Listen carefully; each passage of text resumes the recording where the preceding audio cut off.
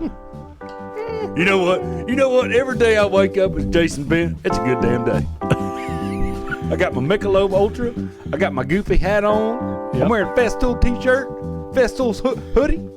Yep. Good day. It's a good day to be an American. You know what I'm saying? God, what is with you and these voices? This one's for Patrick and Michelle. That's about dragonflies. Zaleda. Speaking of Patrick and Michelle. How was it over there? Oh, it was fantastic. Except for all the parts with Patrick, it was fantastic. Oh, Patrick was talking smack today about you. Was he? He was. Was he talking about how I took the time to set up his MFT to be perfectly square and amazing? You mean whenever it comes from the factory nice and square? It doesn't. You have to set it up, man. So how was you do. I mean, that's a fact. You have to set it up. It's not together. No, he sent me a picture of you coloring with crayons, and he was like, so now who's drawing with crayons? And I was like, Patrick, there's a very big difference between coloring with crayons and eating them. Yeah. Yeah. I saw him take the picture too, and I was like, are you trying to get a little bit of payback, Patrick? Hey, Jason, did you walk out of that antique place with anything? No. Let's talk about that. Yeah, let's talk about it. So we went to Patrick and Michelle's. It was outstanding. Went to Woodpeckers, went to Amish country, did go to that hand tool store. You would have died. Yeah. They had some like old Bedrock Stanleys there. Ooh. They were pricey, right? The Bedrocks. I mean, yeah, they had one plane there that was from like 1860 something, and it was like $500. Yeah, Bedrock. Yeah, they knew their prices. That one wasn't a Bedrock. The Bedrock ones were all under $350. That's pretty good, dude. Now they're old and beat up and all that stuff, but so here was the problem. I love old tools.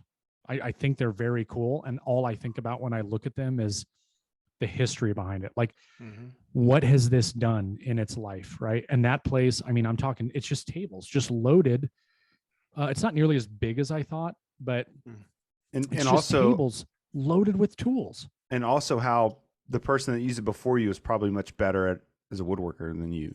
I mean, Leo's much better of a woodworker than me. He's 3, right? Yeah, but think about what those planes made or a part of making. That's what I always think of.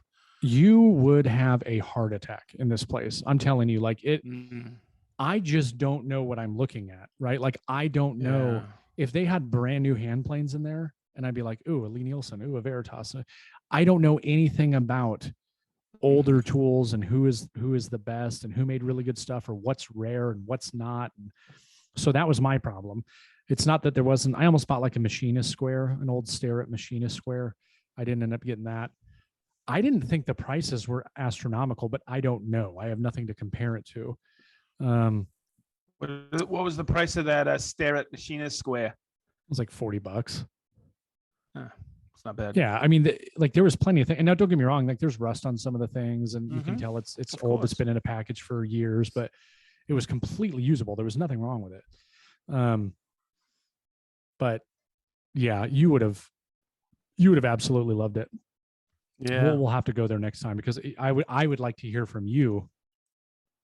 You know, what is what? And Patrick was just off on his own like a kid in a candy store, like going through the aisles 13 times. He didn't walk out of there with anything either. What? But you could tell he's kind of the same way. Like he just loved to look at everything. Yeah. See, I didn't want to, when you said, hey, is there anything you're looking for? I didn't want to bore you. There's a bunch of posts and knobs I'm looking for particular hand planes. And that's what I like to root around for because they just have like parts area. They have a place where there's a ton of parts, plain parts and stuff like that off to the side. Plain parts specifically, I would say yes. I didn't specifically see it, but they had like these drawers that were like full of pliers and screwdrivers but it's all old stuff. They had a bunch of old antique bow saws. That was really cool. Yeah. Because I immediately thought of you and I'm like, oh man, the bow saws. Like I've seen those before. Like, but it was just, it was very cool. You would really like it. And I feel like you would probably end up walking out of there a much poorer man. For sure. That's why I just wanted, I'm glad I spent the weekend painting, you know, so it was kind of cool. I owed that to the missus. Yeah, I did got to hang out with Jay Mouter from Mouter Woodworking twice. We went to Such a visit cool him at dude. Woodpeckers. They gave me a tour of the new facility, which is pretty incredible. And Wow. just so you know, going back to one of the Get Bent comments where the girl was like talking about King Peckerwood and they don't have anything in stock, I'm here to tell you they have a lot of stuff in stock. Yeah. Because I walked up and down their 7 level or 8 level, shelves of all brand new stuff. Wow. And they actually, what did you steal? no, I didn't steal anything. I did leave there with a couple What's of that in your items. pocket? Nothing. Yeah. But thank you for noticing. I did walk out with, they were nice enough to give me a couple of items that I've been trying to get my hands on. And the stainless steel 6-inch and 12-inch. I saw that in your story. I went with metric, and then I got one of the, so not inch, but I went with the, one of the clamp racket systems because I want to collapse my clamps to one smaller area on that wall. So, and I've actually been talking to Jay about that for months because he has it in his shop, and I've been like trying to pull details out of him, like how many of this clamp does it hold? How many of this clamp does it hold? And so I went ahead and got one of those. So I'll install that at some point. But it was just a great weekend. Snowed pretty bad though while we were up there. Really? Yeah. And Michelle's going to be with us at Workbench Con, right? Yep. Yes. Oh, I went to Hartville. Yeah, I saw the story on that. That place is I was huge, man. And you met Christian, my buddy Christian. I did. Nice guy. Yeah. He's a wicked good guy. Yeah. Oh, funny. Big funny store, story. huh? It is. Huge. Huge. I mean, they had pretty much just about everything. I actually walked out of there without. I take it back. I bought a stair at miter angle. It's like a high quality Harbor Freight for doing like baseboards and finding miters. Yeah, high quality. No, get this. So I wanted to bring this up because I feel how much Ryobi did you buy? All of it. I bought all of the Ryobis. They don't even sell Ryobi. No, so but they sell everything else. I mean, everything. I'm pretty sure they had every Milwaukee and DeWalt tool ever created. They're the largest damn near all Festool. They're one of the largest Kahati dealers in all of America. Green Egg, Steel, John Deere. So that's something I regret. I do actually wish I would have looked at the Carhartt stuff while I was there, but we didn't. Leo was with us, so he just wanted to walk around and look at all kinds of things and act crazy. But so we went there on Friday and to Woodpecker. Saturday, we went to the tool store and we went to a couple of like Amish stores, like touristy stores where you like, there's this one place and it's like an antique place, right? I felt like I was walking through my grandparents' house, massive place. And I'm downstairs and Nicole's checking out. She bought some cool, like Polish pottery. Mm-hmm. And one of them had like a German writing all over it. And it was like a recipe for something. Anyways, a really cool find. She bought that. I'm standing over the side. All of a sudden I hear Jason Bent. And I'm like, I turn around. I'm like, what? And it was this guy who, watches my YouTube videos, follows me on Instagram, all this stuff, came up, introduced himself. We're talking super, super nice guy. And I kind of felt bad because Leo was with me. And he was like running around the store and I'm trying to keep an eye on him while talking to this guy. And he was very, very nice, just really quick. It's always kind of strange when that happens, right? So he walks away. I was like, hey, it was really nice to meet you. Thank you for coming up and saying hi. And as he's walking away, Patrick comes up and all you hear is Patrick go, oh my God, are you Jason Bent? Like out loud. And the guy heard it because he was loud about it. Oh my God. And I was like, man, why'd you do that? Like the guy probably feels like an idiot now. Yeah. And he just kind of laughed. Patrick. God, what a jerk.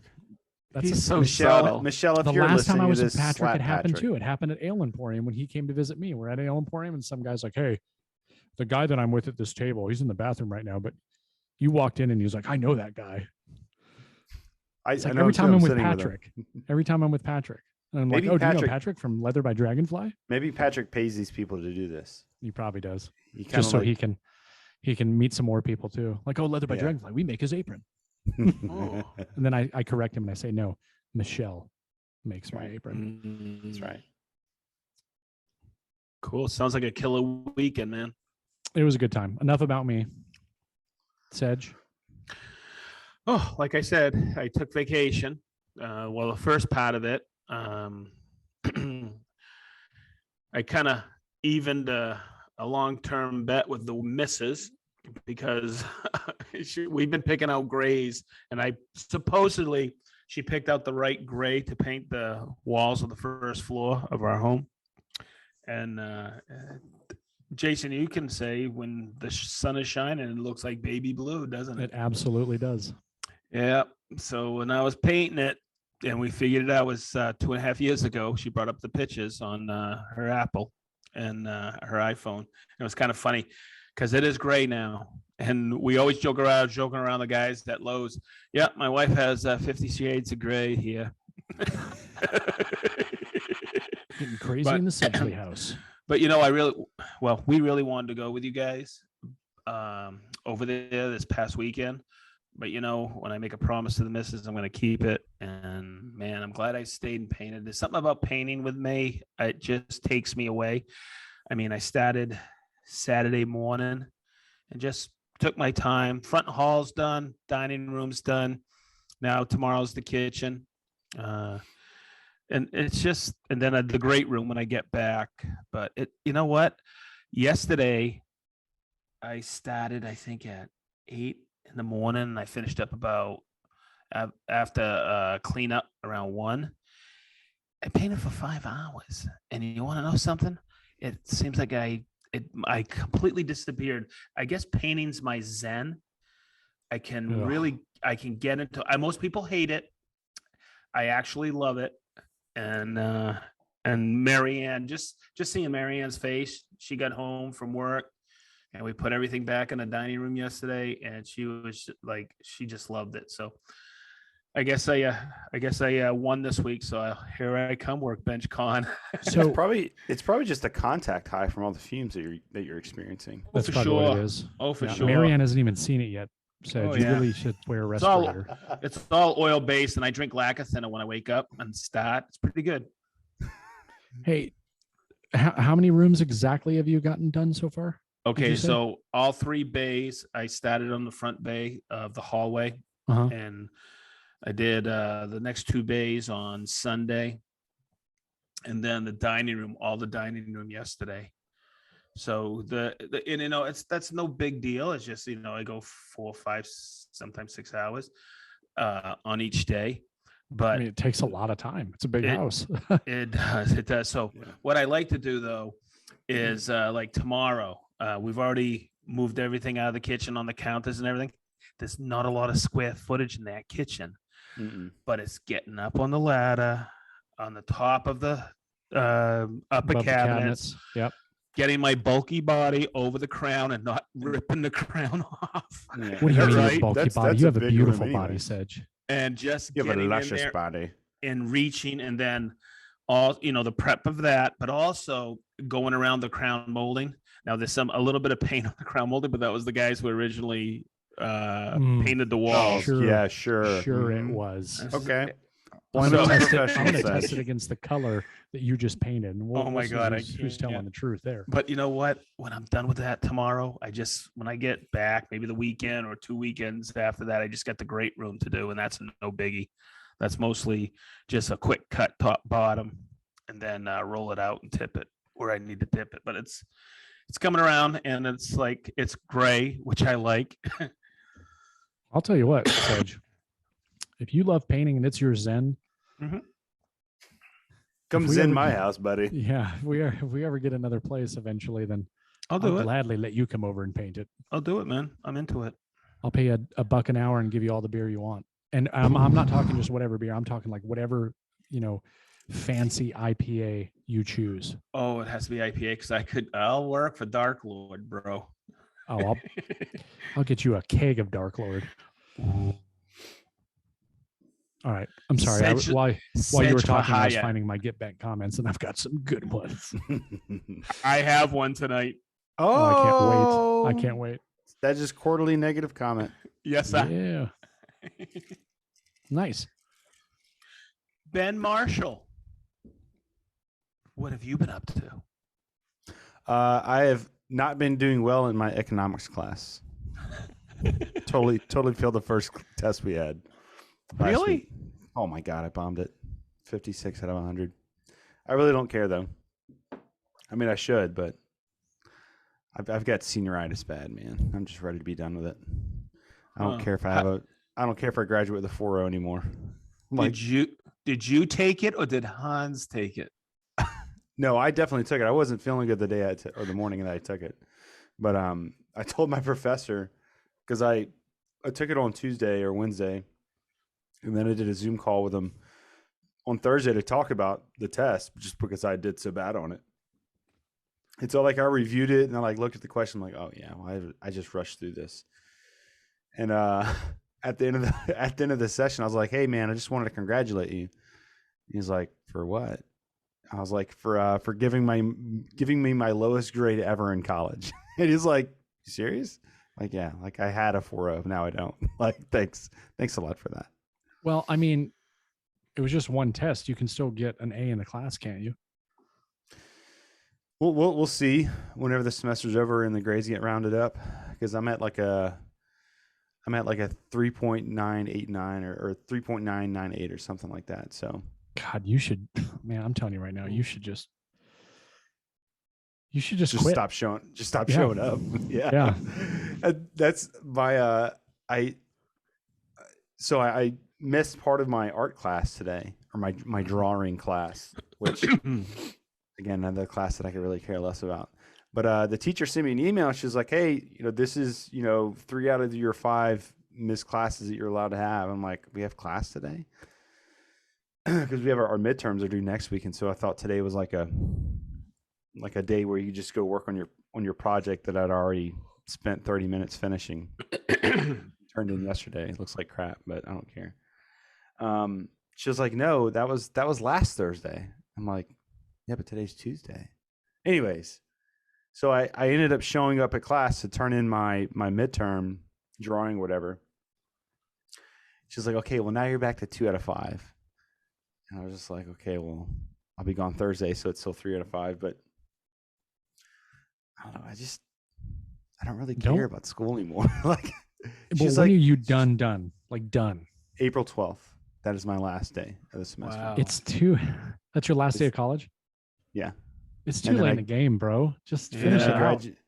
Oh no, I am. And it's easy classes too. No, I know. I'm totally messing around. But seriously. But really though, I could care less.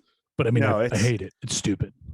No, the classes aren't that hard this semester. It's, again, I'm already done with my major. It's just all these little classes I got to make up. I just want to go fully head on into everything. I stayed up until 3:30 this morning editing the video that I released today, because I want to stay on every Tuesday dropping a Tooltip Tuesday video.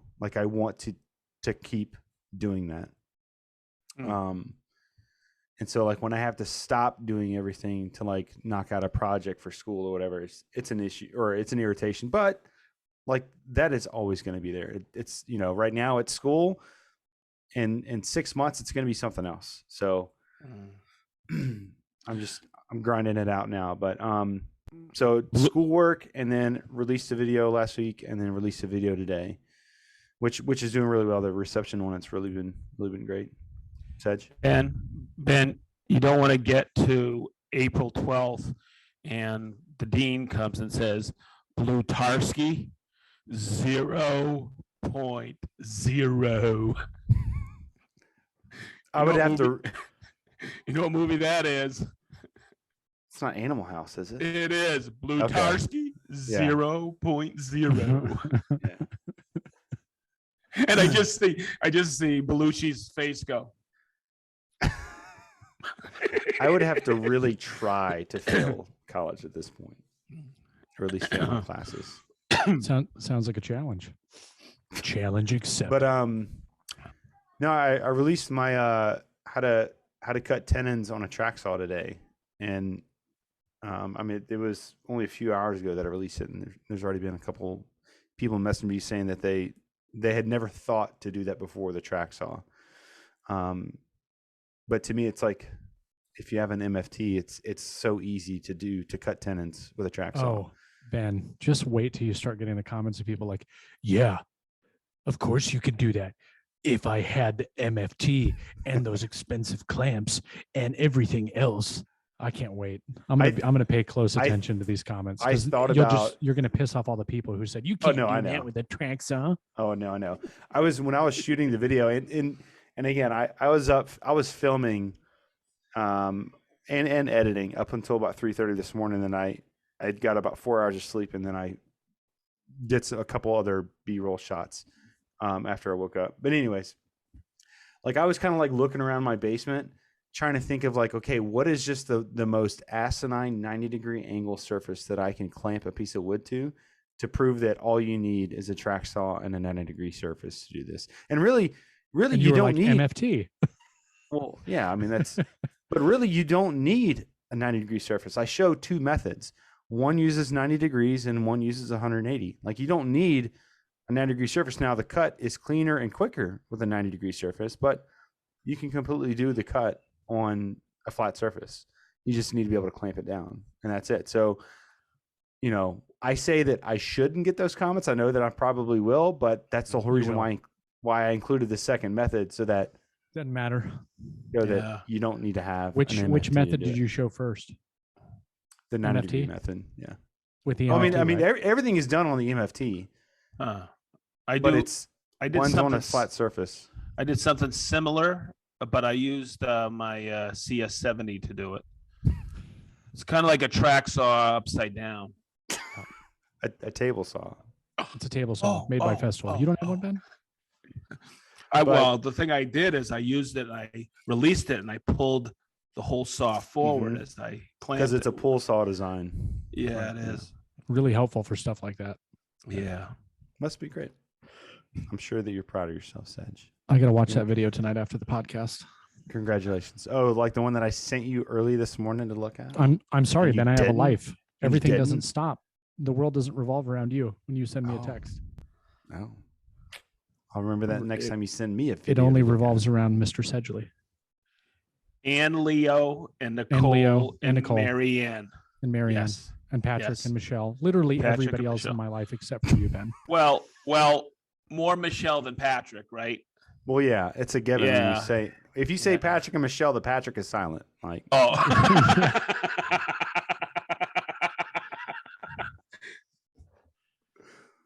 Good times. Leather by Dragonfly. Not sponsored. Overall, very productive. I'm glad to be back on a video production schedule. So I also did an Instagram live last night for the first time. I saw that and I turned it on right when your butt was in the camera. Why would you turn it up then? That's like the best shot. Yeah. No, you clearly didn't see Jason, my comment. this is a ham of an ass, okay? I mean, I was like, great, exactly the right time. It's the milkshake that brings the boys to the yard.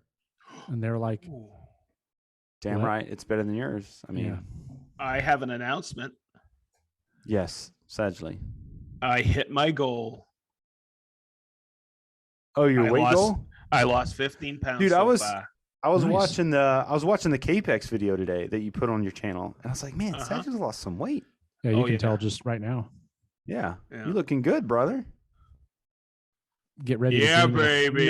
Now you got 9.5 months to put it all back on. Yeah, baby. We're going to put at least 5 of that back on this weekend. And bagels, right? Yes. Carbs. But speaking of that, we'll have to talk about the bagel on carbs. Thing. Speaking of that, guys.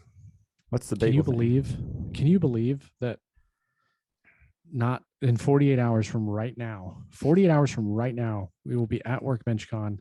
Wow. Hanging out with all kinds of cool people. Yeah. I'm looking forward to it. Drinking beers. Hanging out, the three of us together for sure. Well, Oh, I of mean, Ben's course. not Come actually on. going to be with us, Sedge. He's just going to Oh. kind of be off to the side. When we need stickers, he's going to give them to us. I have an idea, but go ahead, Jason. No, I'm just saying, like, how awesome is that going to be? It's gonna be fun, I'm man. looking at WorkbenchCon very differently this year. Like, I don't even know if I have any intentions on going to classes. I might go to one or two, but I just can't wait to see people. You know what I mean? Like, Yeah, That's what I'm looking forward to. man. the I'm last one was excited. right before the lockdown.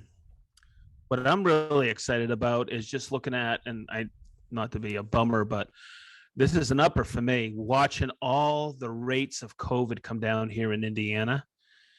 You know, nationwide, so no, and worldwide. it's just I'm really pumped about it because now it just feels like spring is on its way and we're dropping masks and we're starting, hopefully pretty soon we'll be able to invite some people in for Festool Live. I just did a shop talk today. I'm on vacation, but I did a shop talk today. Oh my God, I think it's our longest one. We did it down at Indy Urban Hardwood. I'm really pumped because I don't want to say COVID's over, but it just feels like it's getting there. Don't you guys? A little bit. I'm going to be careful on what I say because the last time I thought it was, it went Yeah. up to the highest numbers it's ever been. So, Shnikey, however, I do know. think. I'm just trying to be optimistic. Well, no. Listen, what I'm going to say is that up until the last spike, I knew maybe I could count on one hand how many people that I personally knew that got COVID. Yeah. Then this spike happened. Mm-hmm. Most people I know got COVID. Mm-hmm. And I think that's why everything's dropped because most people have gotten that Immunity. variant. And herd immunity. so let's hope that this is, I think it's always going to be there. I don't think it's going to go anywhere. I think COVID is always going to be a part of our lives now. But I think it'll be more like the flu at some point. But yeah, no, I get what you're saying because I mean, I looked at it the other day because I was okay. We're going to WorkbenchCon. Let's see what it's like. And I'm like, holy cow! I was actually worried because it was like way higher. And I'm like, they're going to cancel this thing. Yep. Now it's I woke up this morning and it's in Indiana. It's 8.9% right now, which is the lowest I've seen it in forever. And I'm really concerned because I got to book my airline tickets. I got my trip booked for Ireland. But I got to book my plane tickets here the next couple of months. And Marianne and the other couple we're going with were asking me. I said, when I get back from JLC, I'm going to call our travel agent and book everything. Everything's booked, but I'm going to look at our plane tickets then. It's just that wild card that's out there. But I feel real positive and optimistic going forward. So, just speaking of JLC, I just booked my travel arrangements. Yeah, pretty stoked, man. I will be staying at the Residence Inn. I'll be staying at, I think Rick booked us in to Hotel Providence. I've never stayed there. I'm anxious. It's an older hotel. It looks pretty cool. They got a halfway deep. Yeah, it's not too far behind mine. Everything's wicked close, and we'll meet up. We're just going to hang so much together. It'll be fun. Yeah. Yep. It's going to be cool. The new product show we have is awesome. So, yeah. You're a Ben's Woodworking and Sedge Tool intern. Be like, peasant, give me my stickers. This person wants me. I've been Give me my signature pen. I've been an intern at Festool and on 90 days probation for 15 years. Jesus. I think it'd be great. I've been a grunt there, and I'll always be a grunt at Festool, but I'm okay with it. I'm a grunt. They take good care of me. That's what real men are. Grunts. That's right. Not little sissies that ride around on horses. Yeah. Army joke, sorry. Sorry, they don't get it. They don't get it. All these non-army people. Just Marines. Air Force weenies. Yes. What's our topic for tonight? Okay. It came about, let me just give you a little bit of the background on this. When I used to teach classes at Festool, end user classes, people would go, where did you get that resource? Where do you get your stuff? And yeah, I've been around for a long time, and years and years and years and years ago, somebody came up to me and said, I don't like this magazine because they're really good in this magazine. I looked at them, I go, who do you want to associate yourself with?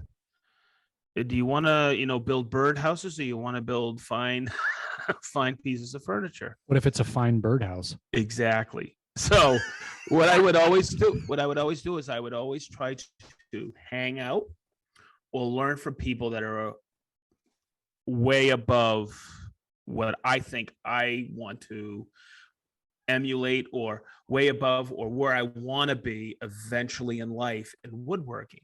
Yeah.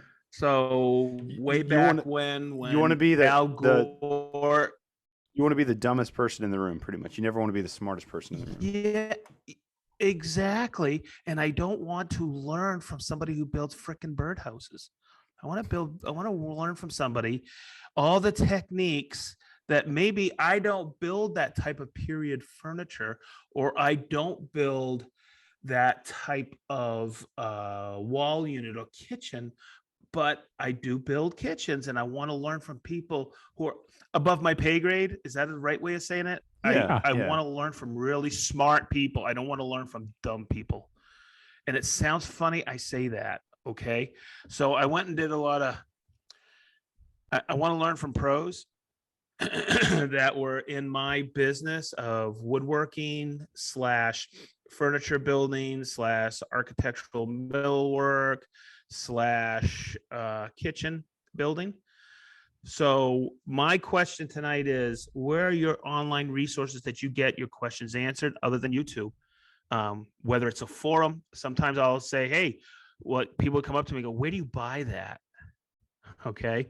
Or where do you source this? So what are some of your top online sources? And it's really important. And I think a lot of people don't, I think a lot of people listening will get something out of this. Yes, YouTube is the go-to for everybody and everything nowadays. I have a question about installing a garbage disposal. I go to YouTube. Mm-hmm.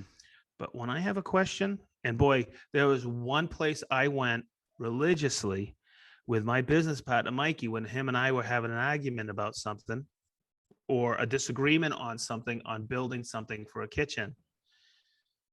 And man, you think or you think you have come up with something that's impossible to figure out?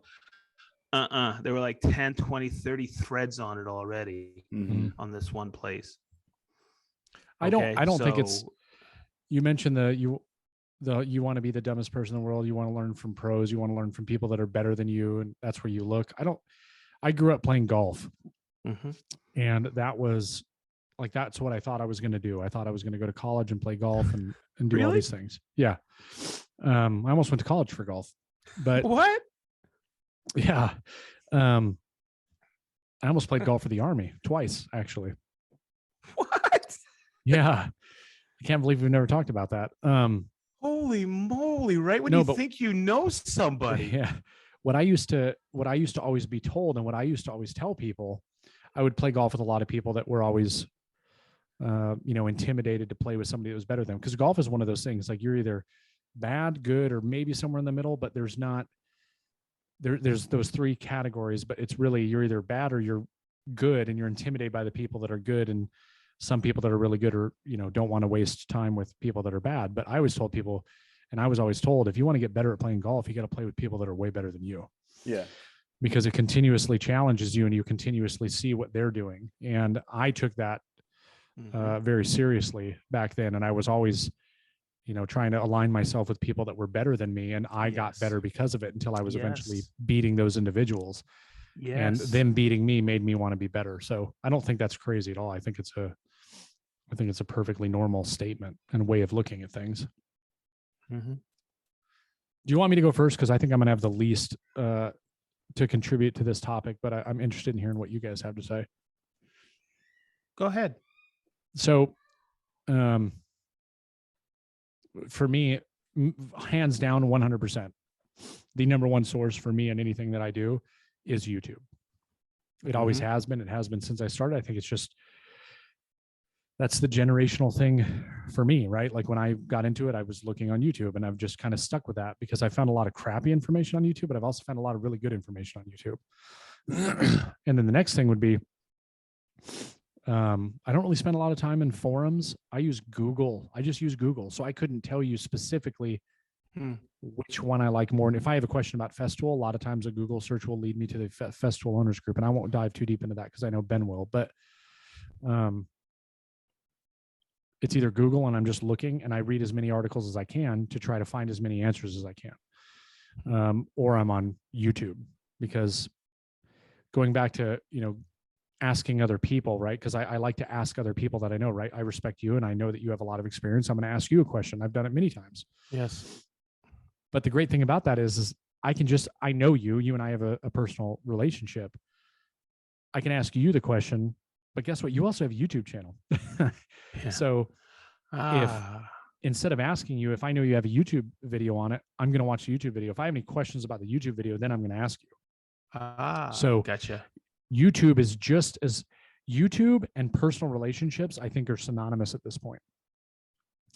Because not everybody has a YouTube channel, obviously, right? Some people don't care. You're going to have some of these old timers that have been woodworking for 50 years and don't want to take the time to create a YouTube channel. They have no interest in it.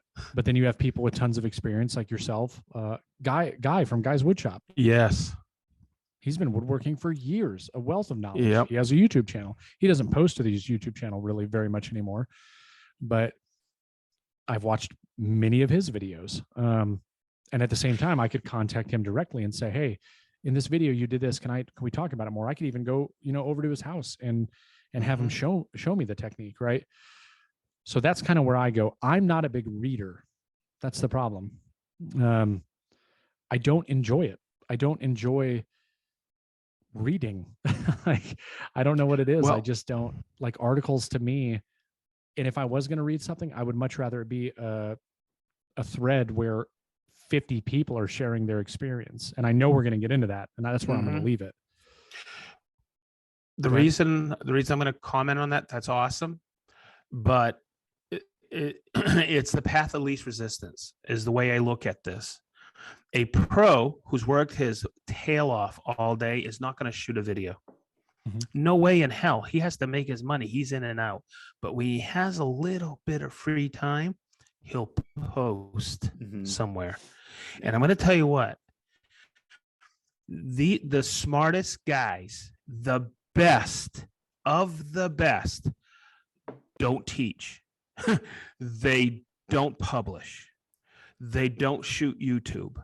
But man, they'll go on a forum and make a comment, or they'll be part of a thread. And the information you get from these guys, they may take a picture on the job site with their phone and go, oh, and post the picture. And you go, oh, snap. That's how you do that correctly. Or what's the number one thing a woodworker is covering their goddamn or daggone mistakes, right? And these guys show how to fix stuff that you have gotten in over your head on, and how to recalibrate or do something. It's just amazing. Yeah. So a pro's time, it's tough, but they'll take the path of least resistance. They're out there. They want to help, but it's tough. On a job site, they'll help you all day long, but sometimes I love YouTube. There's some people out there that are just incredible that are posting. I go, where the hell are they finding the time to do this? Right. Okay. Sorry to interrupt, but no, I mean, that's all I had to say. Cause like I said, I don't have a lot to give on this. Cause I think I'm probably I would say I fall into the category that the majority of woodworkers that are in our scenario are doing. Right. And that's not to say people don't care about threads anymore, but most people are visual, and that's just the world we live in now, where if I want to know something, it's not, well, I got to go to this magazine, or I got to go to this magazine and find, because I remember I saw an article 13 years ago in Fine Woodworking magazine that had this, because that's just not reality anymore. It's not, and this isn't me trying to be like, oh, Sid, you're old, but you have more experience and time and more knowledge of things like that. We don't. Our life is, we grew up with YouTube, Facebook, MySpace, totally Google. understand that. Yep. and everybody wants an answer immediately. And I think it's that impatience. I could go to one of those sites, and if it doesn't have like a really good search engine, right, I'm going to have to sift through everything. That's not an immediate answer. Guess what is the immediate answer? Google, YouTube. That's an immediate answer. It might lead me to some of these. And I don't want to dive too far into this because I know you're going to give some really good recommendations that even I will probably look at, but it might lead me to one of those, but I would have not found it unless I went to Google or knew a person like you. So the other thing I'm gonna comment on, and this is the resurgence that I have seen, and I know you guys know how much of a Joe Rogan fanatic I am. Everybody told him this long form podcast that he does is not gonna make it. Okay. It is making it, and it's because people want to listen. They're tired of talking heads doing 30-second. Yeah. They want to do a deep dive. Yeah. And I'm really impressed with it because people want to know. People are interested in what other people know. So I started out on a 4 hour 15-minute podcast the other day. I'm back and forth to wherever I'm traveling, and it's Jordan Peterson, and that guy can get freaking deep. Was he on a new episode? You're brand new, and I'm listening within to the it last within the last month. Within the last month, I love this guy's incredible. Oh, he's awesome, man. But in the beginning, it was a little heavy. But you gotta listen because those gems pop. Mm-hmm. Oh my God, there's a couple of times I'm listening to this and I'm just like, I'm driving around my neighborhood. I do not want it to stop. Yeah. It's amazing. So that's the beauty of what they call JRE, Joe Rogan experience or experiment. Yeah. It just turned out to be this long format. People are interested. So remember when we had that Patreon call, or I think it was the last beer with the boys? They wanted longer podcasts when we asked them. Yeah. People are interested in this. Less or shorter length podcast, which I could not believe. Yeah. It's amazing. So there's something to this. And I think going and doing that research and reading, and for me, that's what I do. Sometimes I'll wake up at 2:00 in the morning. If I don't come down to the shop to do something, I'll go on the computer and I'll start reading a couple of these message boards / forums, whatever you want to call them. Because message boards. It sounds funny. I say that, but the knowledge that you can gain. Massage boards. Ooh, yeah. Behave. At 2:00 in the morning. I know that's what. Especially with the happy ending, massage. Hey, what are you doing? Nothing. Hey, nothing, honey. I'll be right in. I'm reading about woodworking. I'm on Disney. It's Disney. Hand planes. Checking the wood. Working for him. You guys ain't right.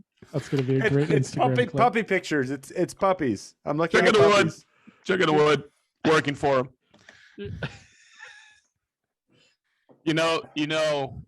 Atlanta will not be the same with us three there. Mm-mm. No. I pity those people who are going to Workbench God, and they come and they come near the three of us. I'm gonna tell you what, I'm gonna be hurting after 3 days of drinking there. Oh, we're drinking? Oh my God, yes. Really? Yeah. You may want to get ready. That's why I typically don't drink during the week. I've lost 15 pounds. I typically don't. I'm pregame, and I started at Patrick's this weekend because he got a keg of. Holy moly! He had 2 kegs in his little kegerator. One was Michelob Ultra. We killed it. It was only like what is it, like 60 pint keg or whatever. Yeah, 6 barrel.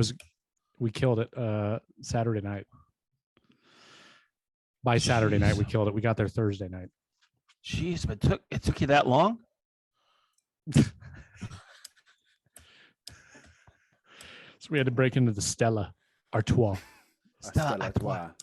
Do you want Ben to go next? Yes, please, because I'm really, really interested. I kind of thought, yeah, okay. I wanted time to sit back, not pay attention, and drink my beer. So I think Ben would be a perfect person. Oh my God, Mr. Green Suda, what's up? So mine always starts on YouTube. I think that's where most people starts out because YouTube, and Jason kind of alluded to it earlier. YouTube is a search engine. It's not a video site. It is a search engine. Um, and so if I start, well, when I start there, if I don't think that I'm getting the answers that I really want or that I'm looking for, then I'll start to go into the community posts. And looking at like user experiences. Like in the previous episode, I talked about how I would look up a certain hashtag on Instagram and I would start talking to the people that had whatever it was that I was looking for.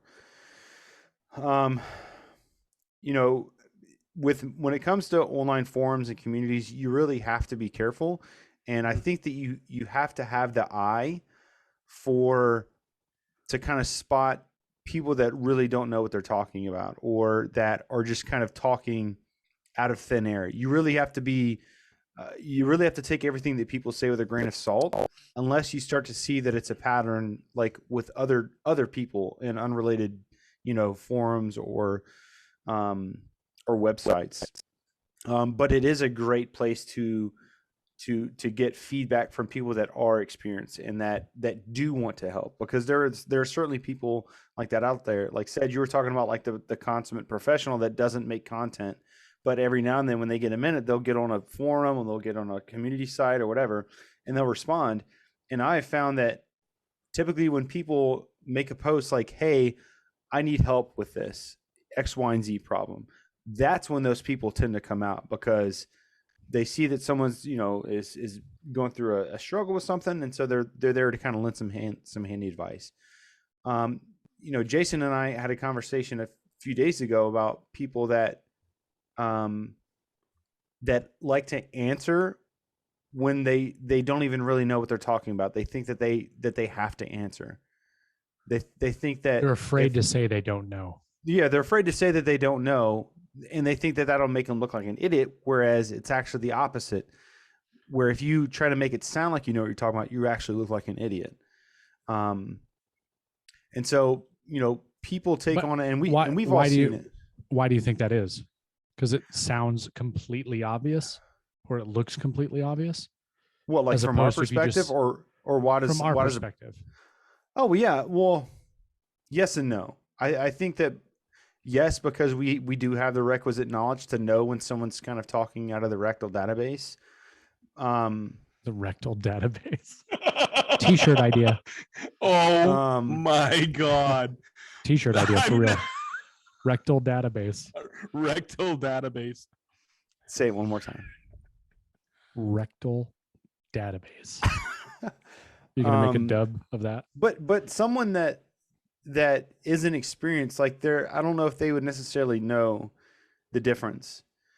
But I mean, and it just kind of irks me that people feel that way, because again, going back to what you were saying, Saj, about with Joe Rogan, and why long form content seems to be making its headway right now. And I think it's because people want authenticity.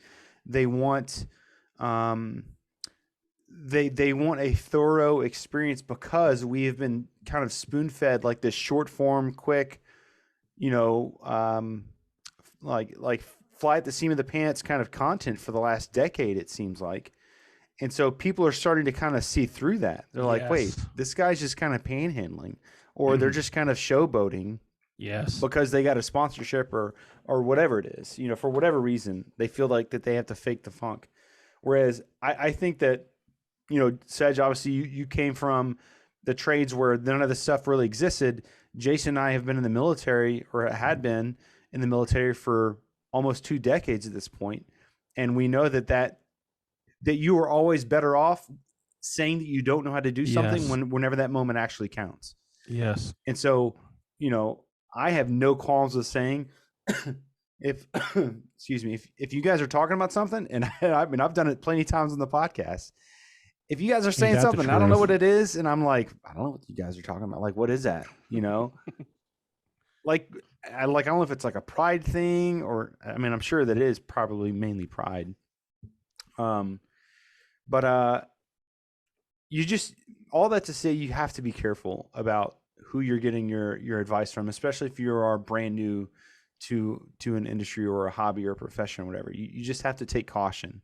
And I would say that if you're brand new or you're still kind of green at this, that it is 100% fine to take advice from other people, but you need to go and you need to validate that before you kind of commit yourself to it. Just because somebody on XYZ channel says that that you should Unless do it's this, Woodworking, to be fair, because everything that comes out of there is like legit. You guys ever hear of that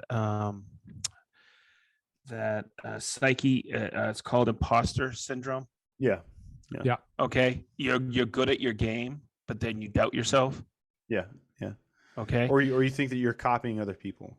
Yeah, and I'm going to tell you, I was about a year and a half at Festool, and I've been out of my game for a year and a half. I was teaching people about Festool, not about cabinetry and building, right? Yeah. And I had this pro cabinet guy in class, and I ran something by him, and he goes, "Yeah, that's how I do it."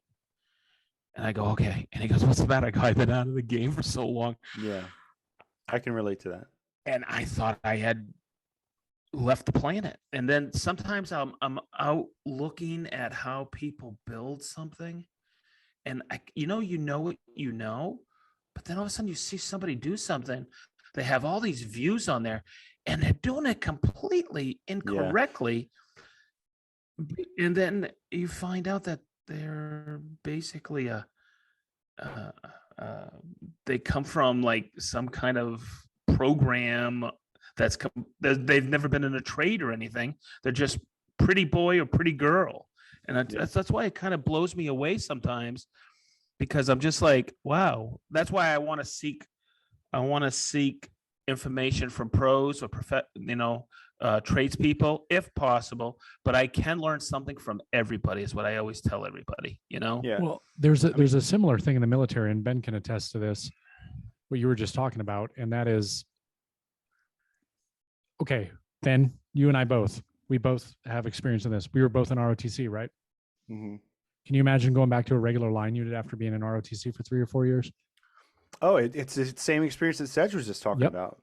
Completely different. You feel like completely rusty. You're like you've been off the line for however long, and you're like, okay, hang on. A lot of stuff changes. Exactly.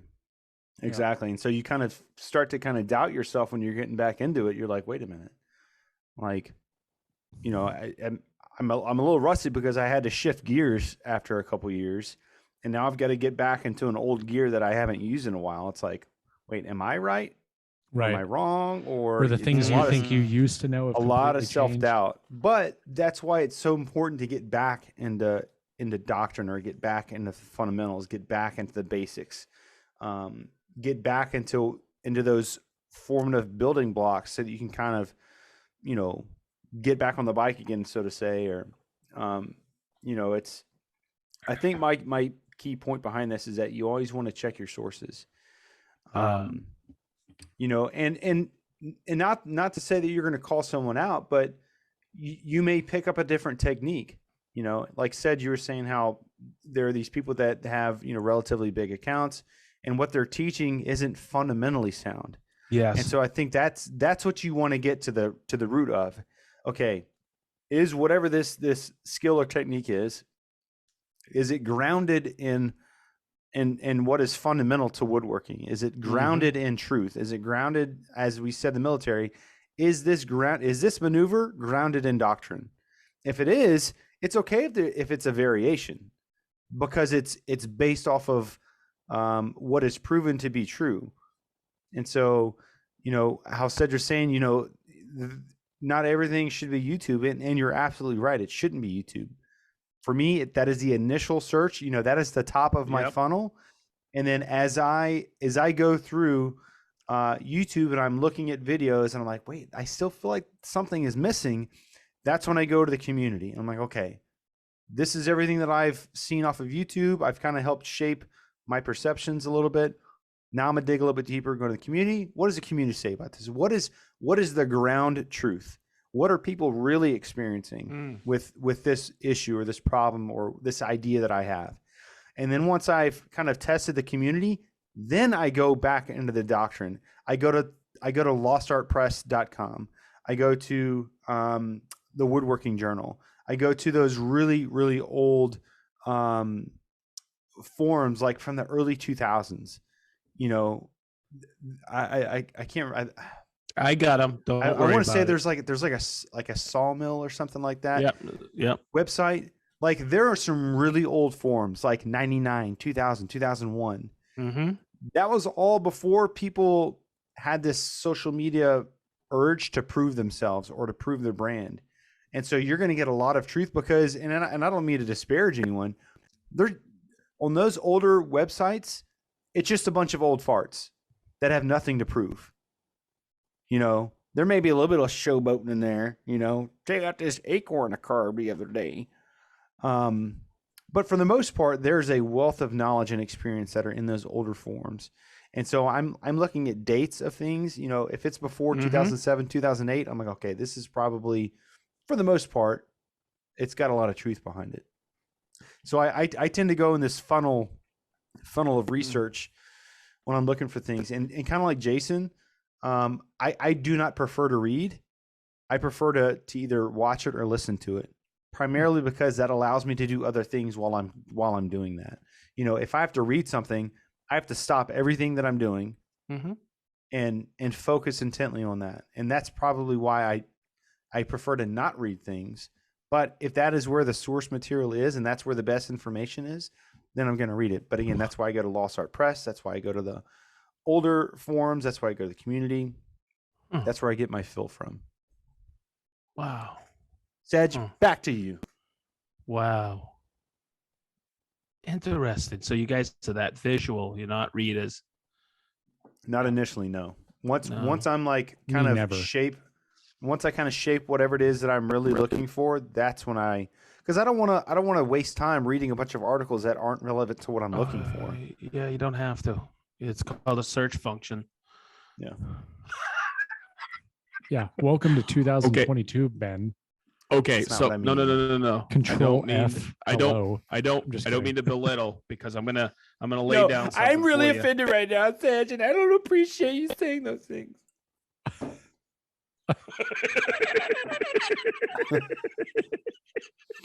Okay, let me tell you, mister, I'm going to give you an earful at Workbench Con this year. You betcha. Where does he come up with these voices? I don't know. We got, ladies and gentlemen, new to the Green Suiters podcast is Jim Carrey. I had a very isolated childhood. Okay. Oh my God. Okay, you ready? You got to be careful with this one because this is all professionals, and you've heard of this, and I'm going to guide you through it because this is the source that I will use a lot if I have question on something, and it's not the one all beat all, but yes. BensWoodworking.com. I'm done. Atlanta, Georgia. I'm done. Georgia code. What was it? Say Jason. Oh my God. Cummings, Georgia. That's it. Cummings, Georgia. Coming, Georgia. That's where I live. Okay. Anyway, let have you guys ever been Ben. on? Have you guys ever been on WoodWeb? I don't think so. Right? Okay. It is. I forget who hosts it, but it's woodweb.com. And you got to be careful on there because I'm not going to sit there and go through all the threads. I will read, and they got like about 20 different forums to choose from. Okay. But it is a professional trades forum. And when I say forum, woodweb.com. I subscribe to, and I'll go on there once a month and I'll see what the recent threads are to see if anything interests me. But that's under the forums tab. And when you hit forums tab, there's the ones I pick are professional cabinet making, architectural woodworking forum, finishing forum, furniture making forum. These are all pros, and cabinet and millwork installation forum. Okay. So that's how I started reading these threads. And you're going to, okay, I'm an old guy. 1998, early 90s. Okay. I started really looking at these, but I used it a different way. When Mikey, my business partner, and I had, we couldn't figure something out, and nobody, all the other cabinet shops in our area, we would pick their brains, and then I would go to Woodweb, and there's another tab that's unbelievable. You don't have to sit forever. It's called their knowledge base tab. Yeah, I was just go in there, and you could go in there and type in like toe kick, whatever toe kick you're building, toe kick offsets. You'll get 10, 20, 30, 6 maybe threads. Then you can read through those, and you will have that question answered. Like I said earlier, you are not inventing a box. Your question has been answered. Go get the answer by a pro. Now, so Sedge, when you go on the forums, can I interrupt you for just one second? Yes. Mm-hmm. So for the listeners, while he's talking about these things, Ben and I think are actually looking at the websites, and what he was just talking about, knowledge base. I clicked on knowledge base, then I clicked on cabinet making, and this is what came up immediately. Installing framed cabinets, troubleshooting finish, building low-end cabinets, cabinet installation preventing problems, face frame joinery techniques. A lot of common questions that people have that like it's right there. I'm sorry, Sedge. I wanted to read that to the audience so they could get an idea of what you're talking about. But the most important thing, okay, is when you read through that, Jace, that's cool, but don't waste your time. You have a specific question, but very important, knowledge base. Okay, you can sign up for this, but you better be a pro. So the reason I brought this whole topic up is the other night we were talking about somebody being flamed somewhere. Okay, I'll tell you what.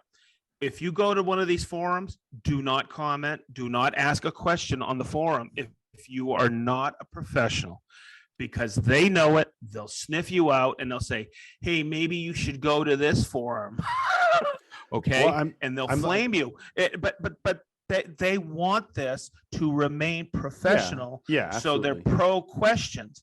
And it is so cool.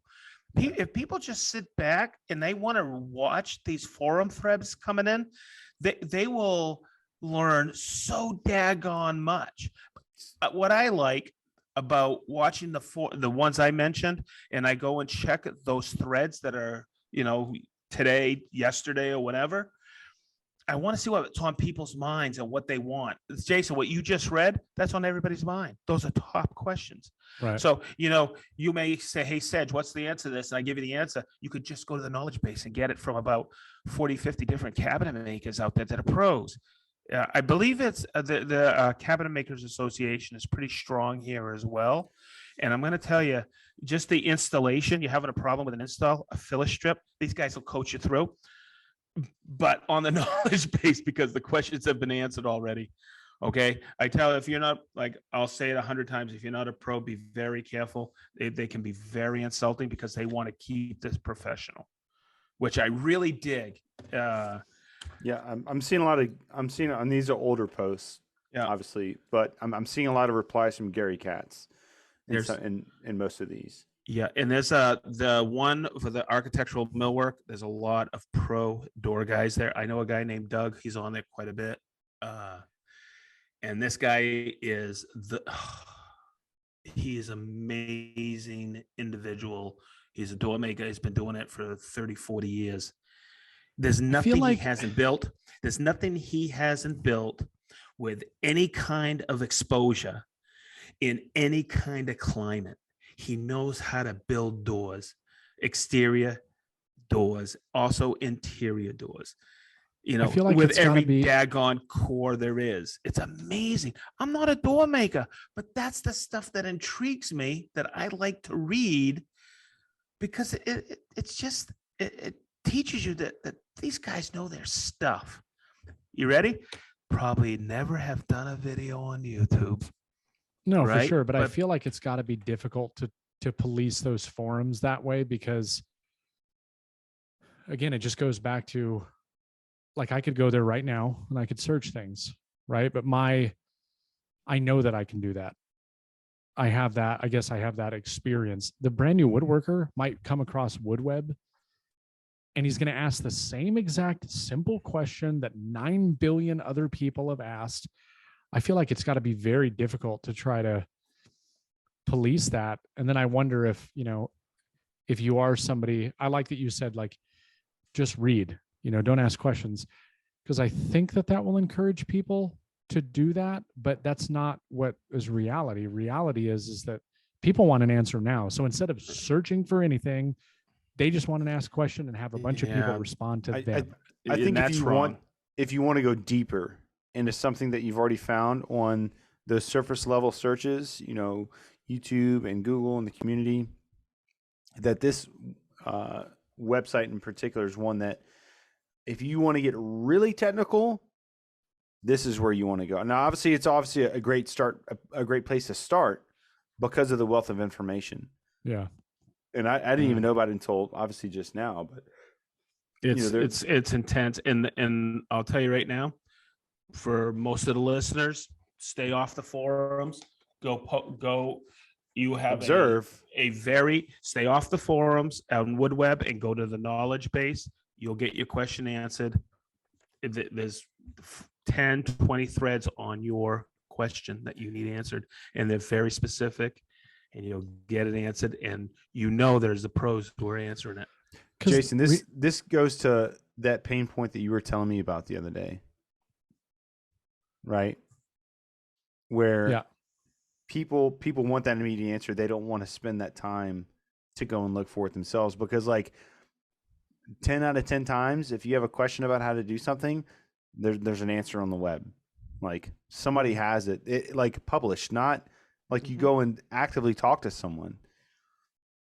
But see, people want 50 answers given to them. Oh, no, I know. I'm not arguing that. I'm just saying that is just proof that instead of just saying like this one website right here has virtually every answer that you could ever want. But you got to look for it. Exactly. You have to do the work to do it. But people don't want to do that. They just want, like, right now, come on, let me get this answer. I want everybody to just shower me with answers and I'll select the best one. Yes, please bring me the answer. Yes, Rupert. I get it. How much do I need to sand this piece of wood, Rupert? Exactly. Please tell me. Even though it's as easy as typing in a question into that knowledge base, people want to be catered it's too much work, Sedge. Personally. Yeah. Absolutely. They want the answers to come to them. They don't want to go to the answers. Yeah. Wow. And that's the biggest problem. That's why you see in woodworking for beginners, it's the same. And this isn't to disparage anybody that's asking questions there. It's the same damn simple questions over and over again. And that's fine. That's where they're at in their journey. Yeah. But I was talking to Ben about this the other day. That's why I'm so glad that we only do question and answer episodes once every 5 episodes, because I guarantee you, if we made every episode answering questions for people, it would be the same crap every 2 episodes. What's your favorite finish? What's your favorite wood to work with? I am building a dining room table. What finish do you recommend? Like that's what I don't want, but people just want the answers. And when they go to a forum and they go to those post things, nobody wants to look for it. I mean, look at your Instagram, my YouTube. Oh, yeah. Our YouTube's, right? It's there. People will comment and ask questions on things that the video is about. Yeah. I posted about the castle. That just happened. I posted about the Castle 110 yesterday. I just did a real quick clip because I was using it. That was cool. I had people ask me in the comments, what machine is this? The comment the post says, using the Castle 110 for the pocket hole construction on this cabinet. It's in the write-up. I'm going to encourage you to actually watch the video that you're commenting on. But I mean, that's what I want to say. But at the same time, I don't want to be an asshole. But that's a perfect example of what I'm talking about. Nobody wants to read, right, early on necessarily. Like it's just the environment we live in. Yeah. Like I like WoodWeb. I'm telling you right now, I will use that because I think I will find it interesting to find further techniques and all that other stuff. But that is why people don't do it. They want Sedge to give them the answer. They want Jason to give them the answer. There's another benefit of this, Jason, for you, and also you, Ben. because there's power, I think a power tool forum or something on there. You can understand the questions that people are asking, and you can do video content on it. Yeah. Like the cabinet making or the installation forum is incredible. And then all of a sudden you can go, oh, people don't know that. I don't comment. I don't ask questions, but it gives me I know a lot of the times, majority of the time I know the answers that are going to come from these threads, but it's just like people are still asking these questions. I get what you guys are saying. It's, it'll help all three of us making content in our YouTube channels because people ask these questions.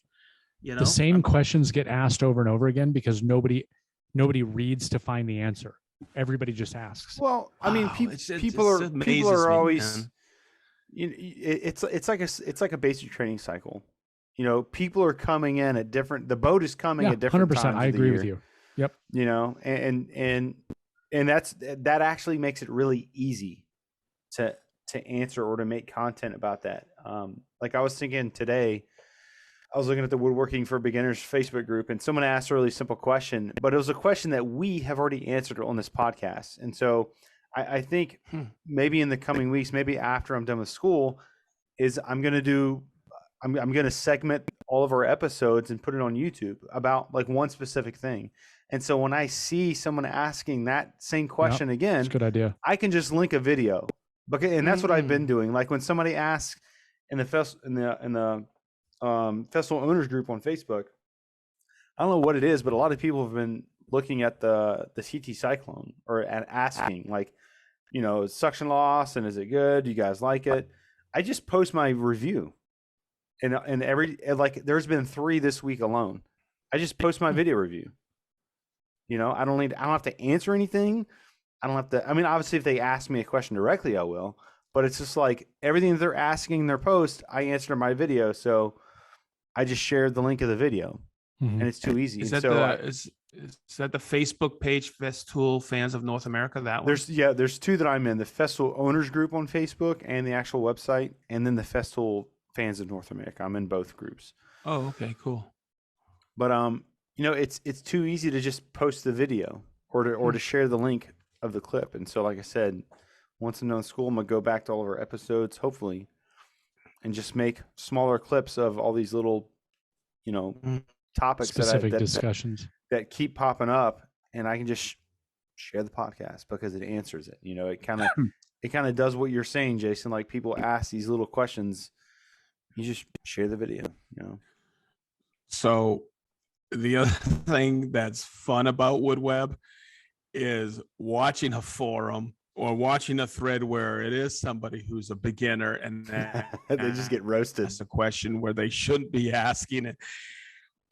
Oh my God. The way they talk to these people, I was just like, I almost posted one time. I go, hey guys, give this dude a break. He didn't know that this was but they just lambaste some of these guys. Yeah. It's just funny. It's funny. So, and I was like, man, I hope these guys have thick skins and they still stay in woodworking.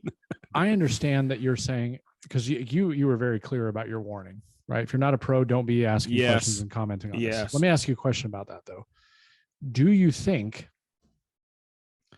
that's bad? Because if they're so easy to dismiss a beginner, that's how I feel like it's really hard to police those kind of sites because now that person might be like, screw this. I think that's what they want. They want to, and that's what they want people on there who are pros so they can discuss their times of value, and they want to be talking to, or they want to be discussing this with pros and helping out the pros in the trades. And they're very specific about it. WoodWeb is very specific about it. That it's open to everybody. And please be polite about this. You can read all you want. That's why I always say, go to the archive, the knowledge base, because it's already been answered. And they'll actually say, hey, thanks for, or they'll say something. And I go to the knowledge base. It's already been answered. Yeah, I think it's pretty cool. The community does that already. Like, I don't think the admins necessarily have to do anything. Jason, that's like saying that that anybody can just walk into one of the Ranger battalions and just start like talking to people. Like nobody's going to wait for the sergeant major or the commander or whoever to come down and like kick this person out. Like some little PFC is going to kick that person out. Like, get out of our battalion, like go, Right.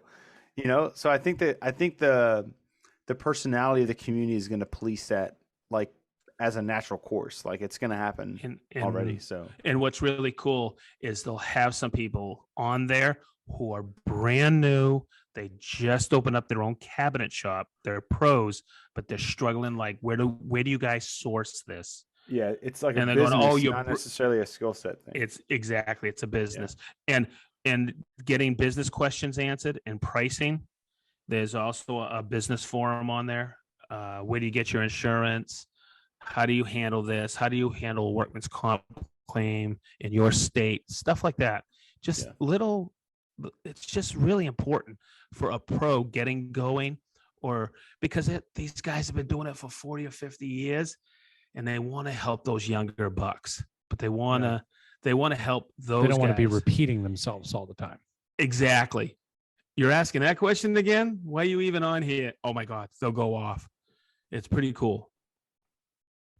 I think it's a great resource for everybody. Just understand your limitations on there. Yeah. Okay. I got a couple more places that I go. I'm a hand tool fanatic, hand tool weenie, as you say, Jace. But probably Patrick goes on here. This place has been around since I think 1998. Crayola.com. Tinder, and it was Grinder, and it was it was started by a guy who I believe used to be the editor of Woodworkers Journal. I think his name is Ellis Wallentine. He started this forum. There's several different boards on here. It's a message board, but the one I go to is the hand tool forum. And there's some great craftsmen on there talking tools, talking sharpening, talking this, talking that.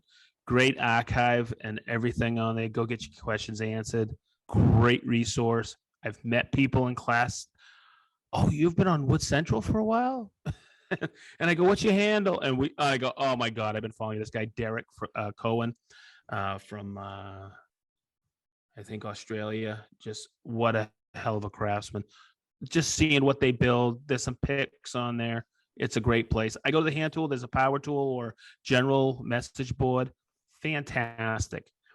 The other place is, I'll tell everybody, go to Google and type in WoodNet forums, because WoodNet's pretty massive, but WoodNet forums, bunch of different forums on there. Pick and choose what you want. Great resource. A lot of beginner forums on there. Finishing forums, all kinds. Turning forums. Great resource. Go check it out. But my number one that I go to is WoodWeb, and then I pick and choose whatever. I'm going to call it out because I know, Ben, you go on there and you also go, Jason. I'm not allowed to comment on there. People bring me over to the Festival Owners Group every once in a while to read a thread to get my input. Working for the actual website, not the Facebook group, right? Yes, Festival Owners Group. And the reason I'm going to mention this is it's a forum that I don't participate in, but I have met some wonderful people from there. It is. Go ahead. There's a guy that I met, and I read a couple of threads once, and I go, that guy knows his stuff. And then I met him in class, and then he came again to another class, and we hung out. And this guy is a pro. He's been doing it forever, and his name is Dan Rush, and he's a friend. I call him a friend, and just a wealth of information. He's run crews upwards of 70 guys, and just an amazing gentleman. And I used to ask him all kinds of questions when he was in class. I go, hey, how would you do this? He goes, I go, yeah, okay, yeah. And he'd give me the answer. So there's people out there that are extremely giving, and the Festival Owners Group can be also a good source. But I like I said, I haven't been on for a long time. I know, Ben, you go on how often do you go on the Festival Owners Group? Daily. Oh, way cool. Jace, how about you? I don't go on very often, to be honest with you. On the actual Yeah. website, I hardly ever do. The festival owners group, I mean, and I 100% agree with you, Sedge. It is a great resource for just woodworking in general. You know, not just, I mean, there are plenty of forum topics that have nothing to do with festival. It is purely about woodworking projects, and they have the forums that are organized in a really efficient manner. But I would say that, you know, that it is a website that is for people that love festival. If you love festival, or you're thinking about festival and you want to talk to people and hear what their opinions are about, you know, you can ask a question there, and you're going to get a lot of different answers. You're not going to get like all the typical fanboy answers. We're like, oh, it's great and I love it. Like, you're going to get people that say, I hate the TS75. I hate the Domino. You know, and they're going to tell you why. And not that those reasons are wrong, but it is a great place to really get a feel for what people think about the tools. And, you know, what better place than the people that love the brand, you know, they either do or don't love the tool that you're asking about. You know, and it's a great place to find fest tools as well. If you're looking for a really rare tool, or a tool that isn't available in your area, but you want to get it, you know, to you, like there are a couple old forums there where people were posting CS70s in stateside. Only the 3 that exist in North America. But it's a great place to find festival. If your dealer is out of stock for whatever reason, people are posting there every day. This is for sale. This is for sale. This is for sale. It is a great site for anybody to kind of connect with other festival owners. So it's a great recommendation. Yeah, like I said, I've met some wonderful people that have come to class, and just unbelievable human There's some beings. great people. Yeah, there's some great people that are on there, and people that are so willing to help people learn the tools, learn the systems. Like. It's a very helpful environment. I've never felt that it is a negative place. And obviously, there are a couple of users there that are kind of they're eccentric. I'll say that. Yeah. But by and large, it is a great place to learn. If you're curious about how to use certain festival items, it is a great place to go. Yeah, Peter Halley. Yeah, he's great. I've talked to him a few times. He is a great individual, and Seth, and they're both the moderators, and just great human beings. I think the world of both of them. Yeah. Especially Peter. He's Peter sent me a couple touching messages about me making content about festival that he really appreciated. So yeah, he's a good dude. He's man. a great guy. Yeah, he bleeds green. Oh, absolutely, for sure, 100%. Cool. And he's been doing it for decades. Yep, he's one of the original guys. Yep. So that's what I had, because those are the places that I used to recommend, and I just thought it was sometimes people need a different resource than just the green sodas, right? But I mean, that's the ultimate not true source. at all. It's the only. But you want to know, sometimes things have changed. People, I get a lot of my information from podcasts. You know, I'll tell you what, man. Some of these recent ones that I've listened to are just incredible. I'm going to tell you right now that Jordan Peterson, man, like the first hour, I was struggling getting through it, but those last 3.5 or 3 hours, 15 minutes is amazing. Super deep. He is a super deep person. He is amazing. Somebody mentioned to me, my buddy Chris Devlin, at work the other day, because he's a Joe Rogan fanatic like I am, and he goes, in years to come, we're going to look back and say, boy, Jordan Peterson's one of those great thinkers of our time. Of the 2000s. He's one of those great thinkers, and he even said he's kind of like a Socrates and Plato of our time, but he really is. He's so compassionate.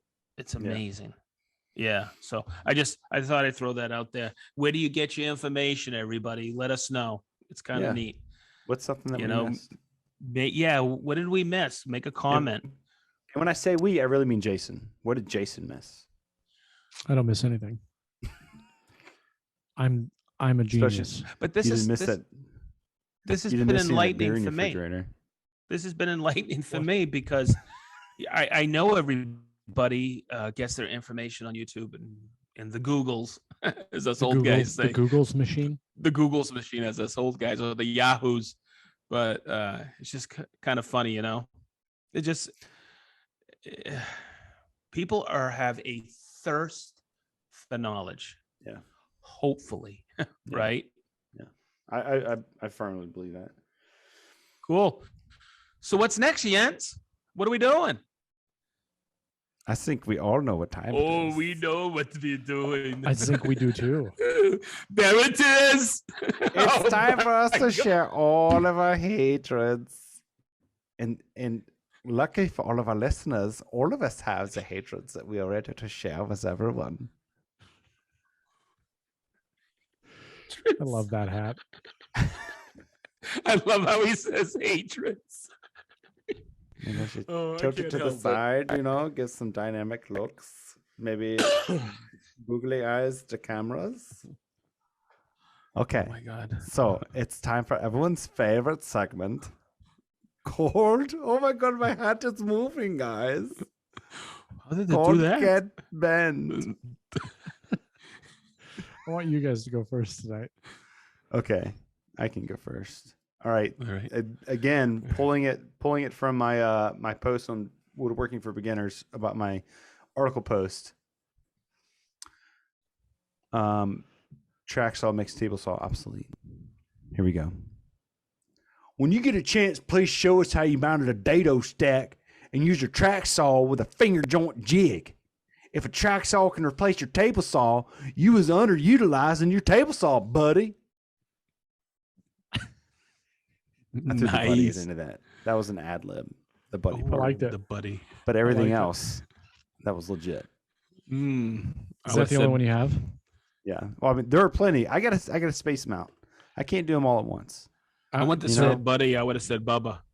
Yeah, Bubba. Bubba. I'm telling So- you, man, that one post has given me so many content ideas. Pretty much every comment or comments that said like a track saw can't do something, and when it legitimately can do it, that's going to be a video. Like it's too easy. You guys are great. You give me all these So- ideas. Thanks a lot. I'm not gonna lie. I've been giving a lot of thought about it ever since you posted that video on the track saw can do everything a table saw can do. Prove me wrong, because I agree with you. I really do. That doesn't mean things would be easier. It No, means that definitely not. It's you could- possible. Yes, 100% possible. you could do it. And okay, the finger joint one, right? Yeah. Am I going to set it up and make big finger joints with a track saw? Probably not, unless I made some sort of jig or whatever, but you probably could do it. Well, I could have a router table, right? I could have a router table and do a lot of those things that I don't want to do with the track saw. So the other day when I was breaking down sheet goods with the track saw on my assembly table, I was like, God, I love this thing so much. Like I could absolutely get by. I use my assembly table way more than I use my table saw now. Yeah. And I've actually been given a lot of thought and consideration. Like, what if for a while I just downsize a little bit? Like get a small table saw, right? And Like a just see how it Craftsman. goes. Like that's no. Ugh. I try to get a CS70 I just want to be miserable myself. for a couple of weeks, I try to get a Craftsman. CS70. But yeah, I don't know. I've been thinking a lot about that lately. Like I like the idea of being a minimalist style woodworker because I know the type of projects that I mainly do. Why not do it for a while? I got an email today about somebody wanting if I had plans for Cis AZ drawers and a bench, and I said, "You check out Ben Marshall Design." That's it. And I said Cis bench, and I sent your YouTube video. Oh, and I go, Sama. It goes by Hans, Thank you. but you know what? Ask for It's Hans for discounts. It's but it's That should be true. your discount code. It's Everyone's It was the really- discount code is brought first. Clearly, clearly. too cool. But it's like there's something about being a minimalist woodworker and decluttering, because I've been trying and I'm just looking around my shop now and I got so much clutter. It's ridiculous. It helps clear your head, man. Mm. You know, Because like it's think less about things it. that you have to worry about, less things The you got thing- to set up. The thing that has been making me feel this way the most is because I bring everything to my assembly table. I'm not bringing the piece of material to the table saw. Yeah.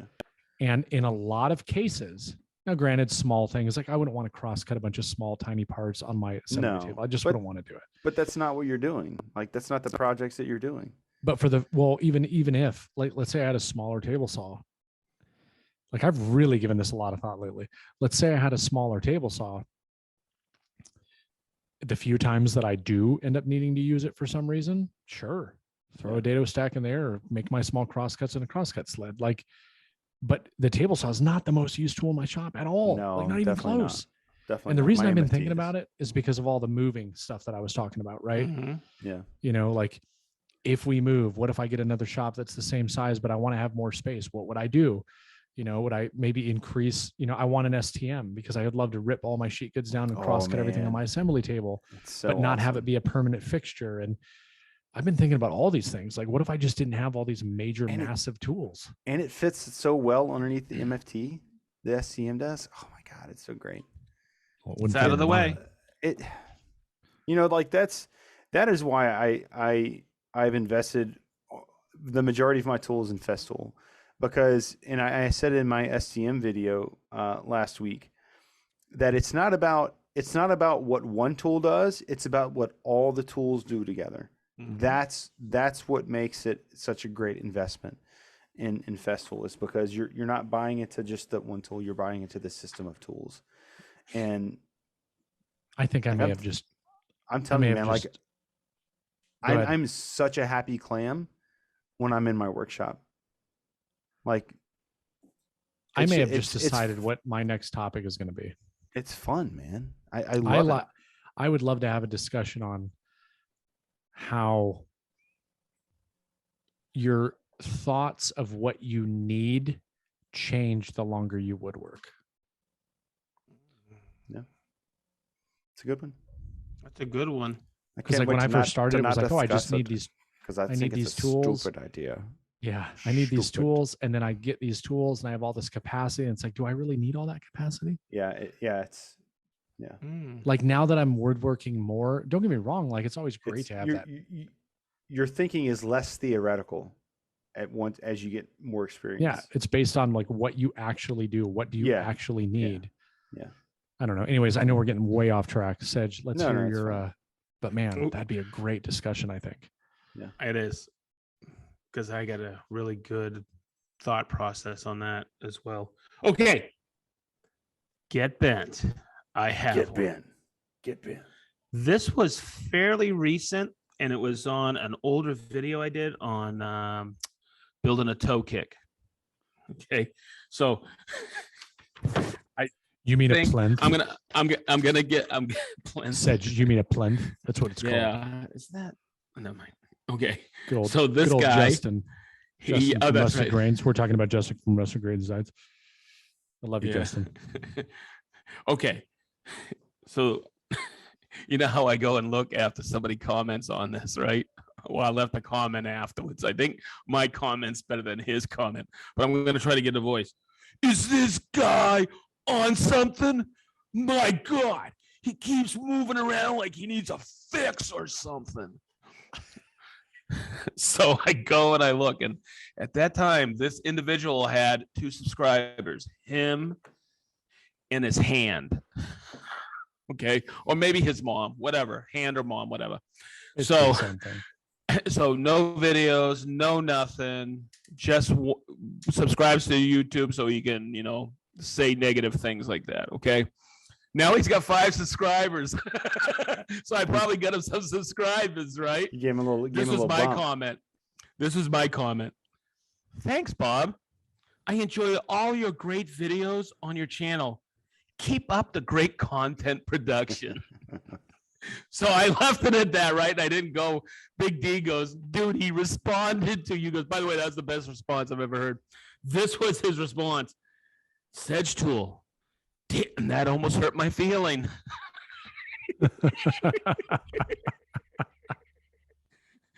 So usually they don't re-comment, and I don't care. Yeah. But come on. We are all three of us try our hearts out to, produce really good content that will help people. I don't care. All I care about is the ad revenue. I just want the engagement. Yeah, I could care less what people think about me. I just want the money. It's all about ad revenue, engagement, and the next sponsorship. That's what it's all about. Don't they know how this works?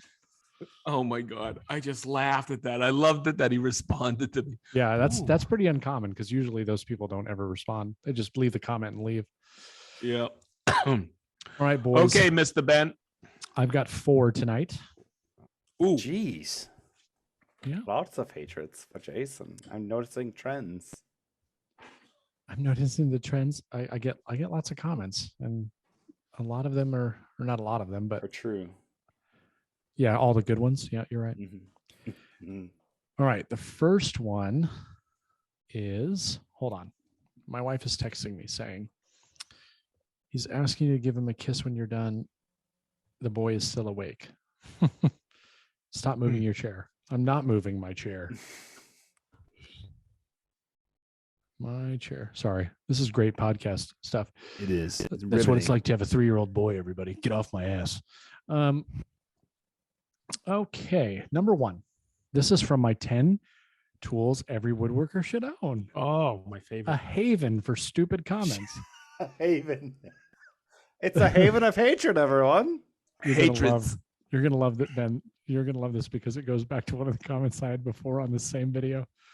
Here it is. This man likes to woodwork, or this man likes to work with wood, but he does not like to paint walls. Oh, from your Georgia shop. Yeah. Dude, it's actually pretty good.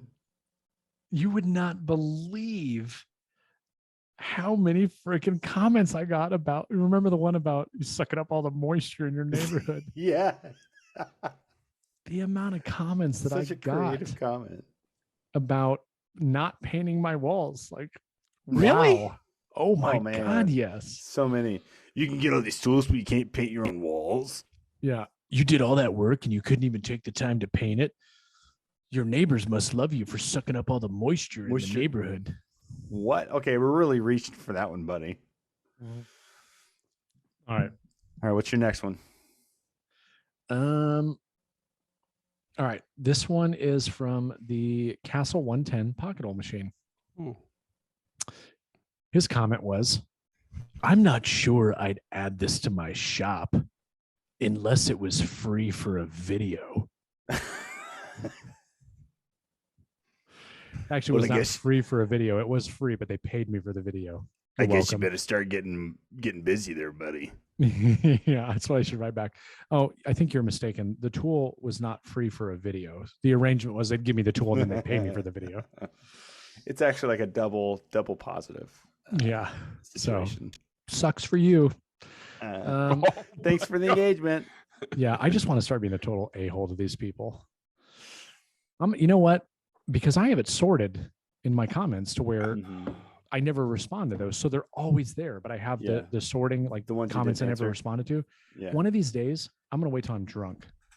One of these days, though, I'm going to commit to I'm going to get buzzed and I'm going to sit down and I'm going to spend 3 hours straight just going back and just leaving. Crying while you type. Yeah, the most ridiculous a-hole responses ever, just to see if I can get some of them to bite. Okay. Number 3, 5 tools to buy early. That's a good one. Oh, and by the way, I think every video tonight or every comment is on a different video. This is great. Really worked out good. Okay, here we go. 5 tools to buy early. Wow. I don't agree with this list at all. The micro jig gets your hands way too close to the blade, which is intimidating for a noob. A moisture meter does not make sense to a noob unless you have experience with wood throughout the seasons. Block plane has a learning curve for noobs, especially sharpening. A biscuit plane. joiner is expensive and kind of used for special cases. Is it? Like putting biscuits in something? Yeah. I'm sorry, but 130 bucks or 150 bucks, where they are now. yeah, if you think $100, you're gonna use one for like 50. If you And then think a that's block plane, really? yeah, My it's cat really could use a hard. block plane. Hey, just so you know, I had a block plane for like 2 years, used the crap out of it before ever sharpening Oh it. yeah, same thing. I It had was the fine. little cheap $10 buck block plane, like one of the best, coolest little tools I ever had. Never sharpened And then said sharpen it for me, and now it's like a Ferrari it. that I don't use, by the way, because you don't drive Ferraris, guys. Lamborghinis. That's what the patrons pay for. Yeah. Jason, I just want to tell you, I agree with all those things. Every Yeah. woodworker should have early on. Yeah, Jason. I would say the moisture meter is probably something you could do away with, just because. But I don't. No, I think no. I think it's important because if you're buying lumber from you're- Lowe's and Home Depot, Yeah, I want to buy the stuff that's the closest to actually being dry possible. You want the 80% pine moisture. That's what you want. Exactly. That's what you really want. It's good. You want to make Wet. sure your Soft. wood is not wet. Yeah. All right. Is that it? Oh no, I have one more. Okay. Oh, I want God, to say. gotta I'm put my going to kids say down. this guy's name. I'm not going to say the whole thing because it's explicit. But I'll tell you the name of the person that commented on this, and you'll have a very good idea of why this is a negative comment. Ben, get a hold of yourself, dude. Ben, are you okay, bro? I can't stop it, man. Dude, oh my God. There's so much there. All right. This guy's name is F the NSA. Yeah, screw him. Wow. His That's how you comment really- is, Tell us how you really feel. I've never, this is on the installing full extension drawer sides videos. One of my better videos. Mm-hmm. I've never seen someone make a simple video so complicated. And it's a simple video. Like, Okay. Sure. Thank you, F the NSA. Wow. Yeah, that's my last one, guys. everyone, Wow. great hatred this week, guys. Lots of Thank you so- hatreds. thank you so much for all your, I keep getting I posted on the castle. I got all kinds of I got a few dumb comments. People are like, geez, bro, how many pocket holes do you need? I'm like, shut up. What, on your I'm sorry. Instagram one? Are you paying for them? My On your bad. Instagram post? Yeah. Yeah. But you'll see people leave comments and they'll be like hashtag get bent. Really? That's I love awesome. I love it. Let's knock these Instagram account call outs because I got to put my kids down. It's late. Okay. Oh crap. Yeah. All right. I can go first. Shoot. Go right ahead. I want to thank this week this little account. You may have heard of it, called Ben's Woodworking. So for those of you that don't know, my girlfriend for Valentine's Day, she got me merch for my brand, for Ben Marshall Designs. So she got me some cool stickers because she knew that I was going to Workbench Con. She got me a couple t-shirts. She got me a hoodie. And these are all things that I had neglected to get for myself. And I don't know if I mentioned on the last podcast or not. But she reached out to Jason. Jason maintained really good operational security. He didn't kind of lead into what he was really doing. Say, like, hey man, I got to do some stuff with the CNC. Can you give me your logo? I was like, yeah, okay. Because I've done it before. Yep. And little did I know that Jennifer was getting me a whole bunch of cool stuff. So, Jason, I just wanted to thank you You're welcome. for being a good friend, good buddy. Man. You're I'm welcome. gonna go I didn't do it follow for you. I did it for and- her. And that account is Bent's Woodworking at Bent's Woodworking. It's Yeah. Ben gonna go sucks at give- woodworking.com.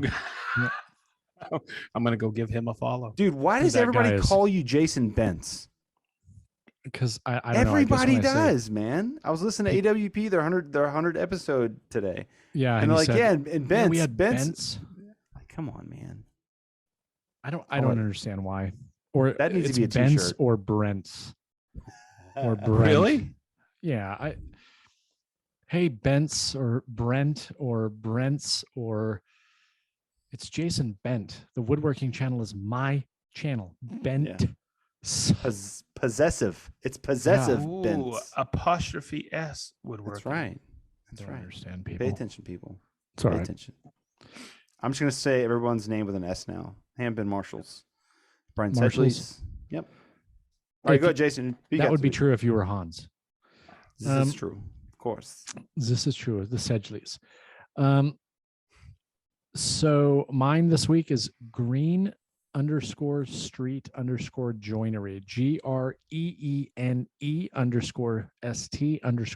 GREENE_ST_joinery. I just recently came across this page and I can't remember how now off the top of my head. I guess they have a podcast, the American Craftsman. Yeah, American Craftsman podcast. Anyways, one of his posts came up on my page and I thought it was intriguing. So I went to his page. He just does really good work. And I wanted to highlight, definitely not one of the larger accounts by any means. And, Ed Mancini criticizes us for not, Why don't you guys do little accounts? do little accounts. Well, there you go, Ed. I did somebody that doesn't even have 10,000 followers. Is that good enough for you, Ed? But no, Green Street Joinery, fantastic work. A lot of hand tool work mixed with power tools. My kind of guy. But man, he built some beautiful stuff. If you look down at I want to say it's like his 10th, but he has like this console that he does with these rounded edges with shelves in the end. It's just yeah. beautiful Gorgeous. stuff. So Green Street Joinery. From New Jersey, it looks like, eh? Yeah, New Jersey, another perfect example of people that others need to be seeing the work that they're doing because it's very good. Okay. You guys ready? Yep. Okay. Because I know you're both going to dig this. I've been following this guy for a long time. He's a Melbourne, Australia furniture maker, designer, entrepreneur. His name is Anton, Anton Gerner, Gerner, all one word. Go to Instagram. And then also just jump from that onto his link tree and go to his website, Anton Gerner. His exhibits are unbelievable. And you're going to see this one piece. It's a case on stand. It's made out of Huon pine, sculptural drawers. This guy is off the hook, exceptional craftsman. Wow. His veneer work is exceptional. He's one of the greatest craftsmen on the planet right now. He has a veneer company. He has his own hinge company, it looks like, from what I can figure, or he's a designer for hinges. He is Anton Gerner boxes. This guy is really good, and he's inspirational. I love the furniture he makes. Yeah, it's unbelievable. Beautiful. That sculptured drawers on is unbelievable. But it was called to my attention a few years back where he had an exhibit in this old Australian home, and just what they did, and they put his pieces in there, and the lighting, the photography on it was phenomenal. So, do you guys see that sculptured drawer on stand? Yeah, that's wicked, man. Do you see the dovetails in there and everything? Yeah. And the hinges and everything. This is the way he composes things is unbelievable. So I just thought I'd call him out tonight because he's one of those exceptional craftsmen. More people need to see. Yeah, he's one of those people that makes me wonder why I even woodwork. Yeah. We all wonder the same thing, Jason.